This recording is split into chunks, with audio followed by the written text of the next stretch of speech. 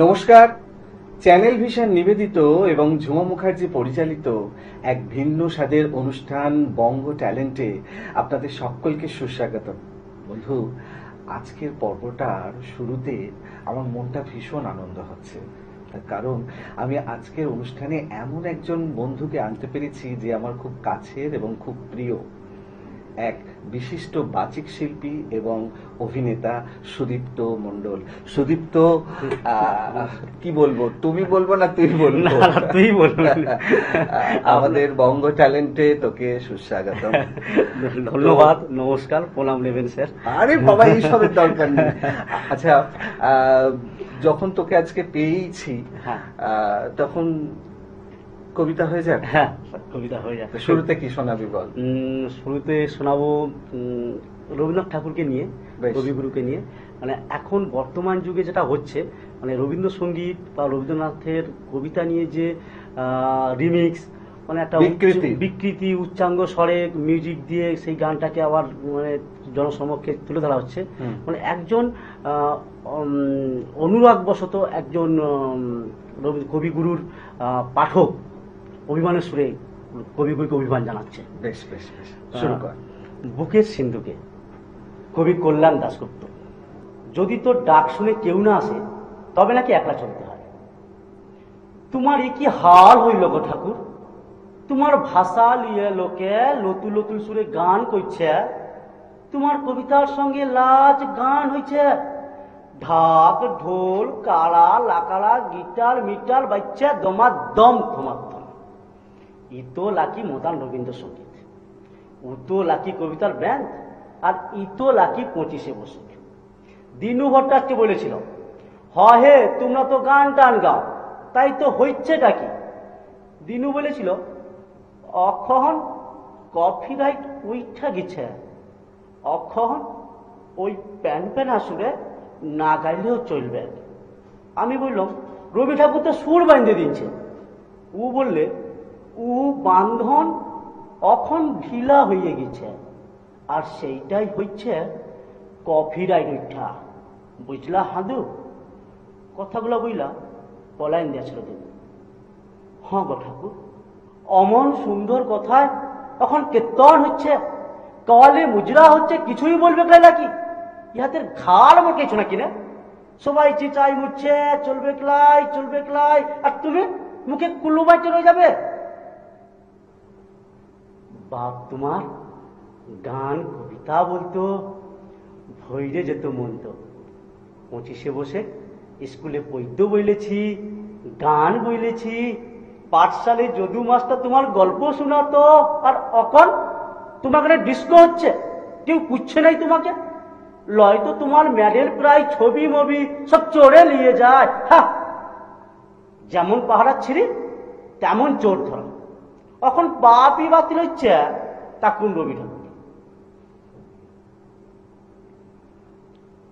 গুরুদেব কি বলবো তোমাকে, লাজ লাগছে আমাকে।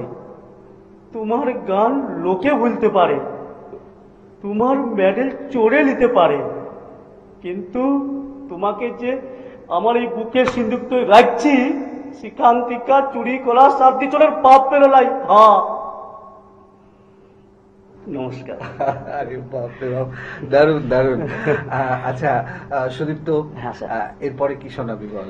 পরে শোনাবো একটি মানে দাদু, তার ঠাকুমা মারা গেছে, তার নাতির কাছে স্মৃতিচারণ করছেন, তার সাংসারিক জীবন কেমন ছিল, মানে স্মৃতি রোমন্থন করছেন। কবিতার নাম কবর, কবি জসিমউদ্দিন। বাহ বাহ। এইখানে তোর দাদির কবর, ডালিম গাছের তলে, 30 বছর ভিজায় রেখেছি দুই নয়নের জলে। এতটুকু তারে ঘরে এনেছিল, সোনার মতন মুখ। পুতুলের বিয়ে ভেঙে গেল বলে কেঁদে ভাসাই তো হোক। এখানে ওখানে ঘুরিয়া ফিরিতে ভেবে হইতাম সারা, সারা বাড়ি ভরি এত সোনা মোট ছড়াইয়া দিল করা। সোনালি উষায় সোনা মুখ তার আমার নয়নে ভরি, লাঙল লইয়া খেতে ছুটিতাম গায়ের ও পথ ধরি। যাইবার কালে ফিরে ফিরে তারে দেখে লইতাম কত, এ কথা লইয়া ভাবিসাব মোরে তামাশা করিত শত।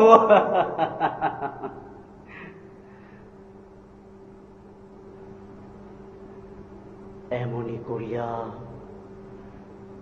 জানি না কখন জীবনের সাথে মিশে ছোটখাটো তার হাসি ব্যথা মাঝে হারা হয়ে গেল দিশে।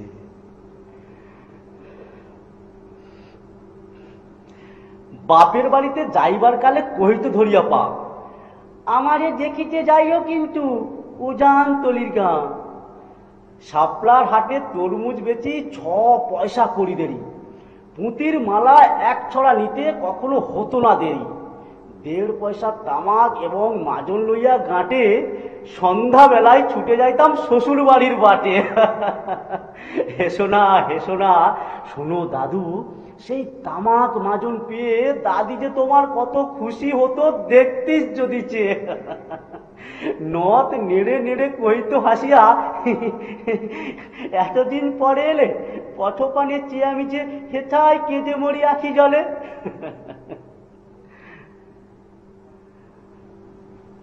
আমারে ছাড়িয়া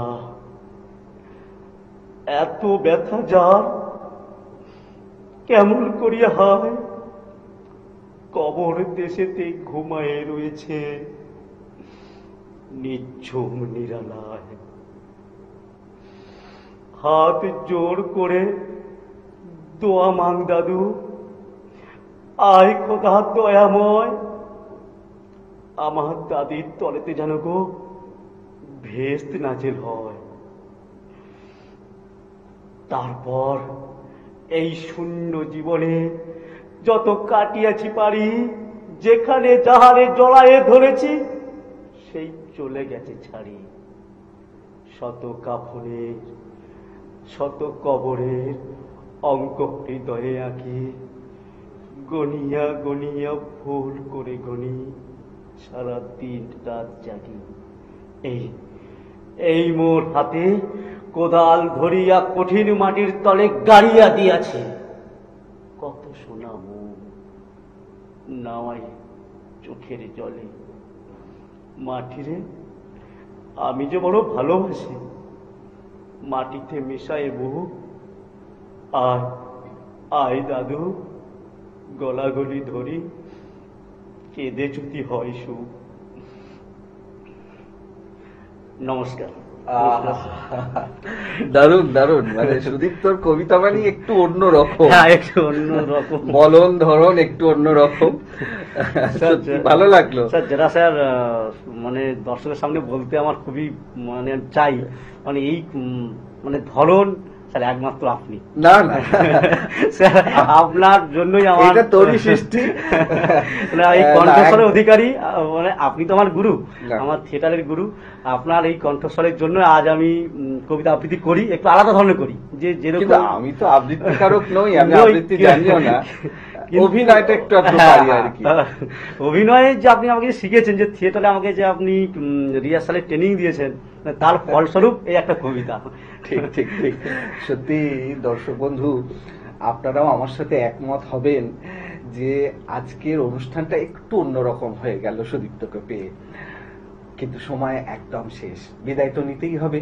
বিদায় নেওয়ার আগে সেই গুরুত্বপূর্ণ কথাটা আবারও বলে যাই, আপনারাও যদি আমাদের এই অনুষ্ঠানে অংশগ্রহণ করতে চান তাহলে চট করে আপনাদের একটা পারফরমেন্স ভিডিও আমাদেরকে হোয়াটসঅ্যাপ করে দিন।